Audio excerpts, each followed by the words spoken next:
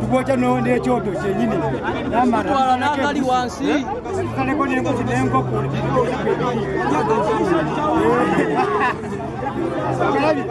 Sara nambu ya majiki dobu Uganda ngama makuchaine kayunga abana bange bamaze kumembalu bana yabana kayunga mwebale nemutai wanyama abana bakumye kama wechisinga cha yoye kwangala yamusoko okuveza ngabana bakumide mbalu bana tutomidweji yoye ka amanya kake ndibona kala zisafira banyu bamanyinga mama museyi ndi munchisanufu nyoro kwanga mwana wanga akumye kuli no mwami wange bananga mwana mwe bale twagala nange ne bazaba tutwagala gatatu boy ani Siraji boy basa ni Muislamu nabwenga mu kisu kubasala ni kubasala kalibu katono kati kali twakala nene atenga tumala balingo abalala bajja wala kubasalire wala checho tata tubanyonya tubasale embalu bakana basikiliza tubasale embalu ne kwanga yokusala baji bakana tubasale embalu bakana tubakwata n'amaanyi bakirizia bakirize tubasale bakanya tubakwata abo tubabanonya ne babasala nyonya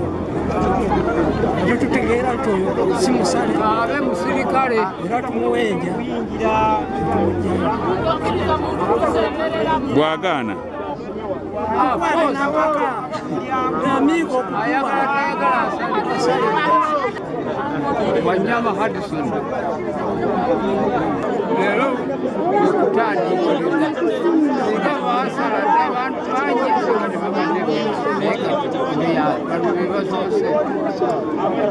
befuba banyi bazi bonna baze kusala batasala kuba bibi abasazi bali bameka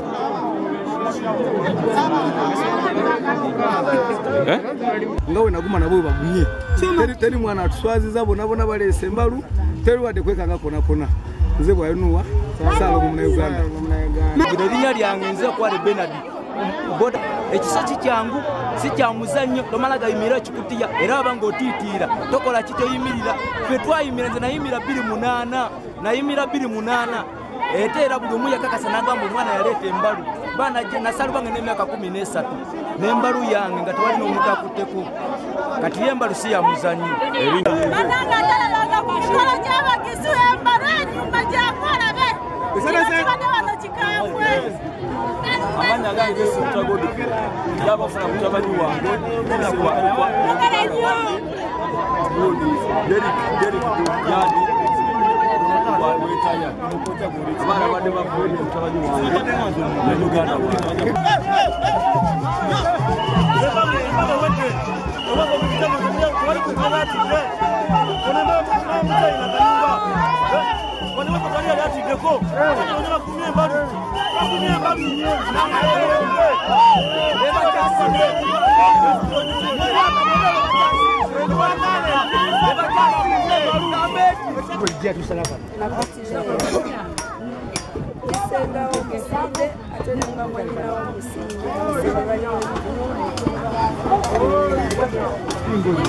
okusiiga luba kitegeeza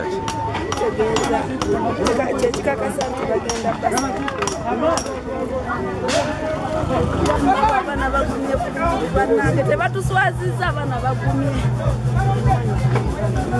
kuliko mwanyinaze ne mutabani wange ekyamazima embalungirabye okumanya nga enyumidde kwe kumya obuwangwa era tulekera okujerega obuwangwa kintu kikulu nnyo era okola emikolo nobanga nti olaga abantu obuwangwa bwaffe bwe buno nze gwe mulundi gwange ogusoose era nebaza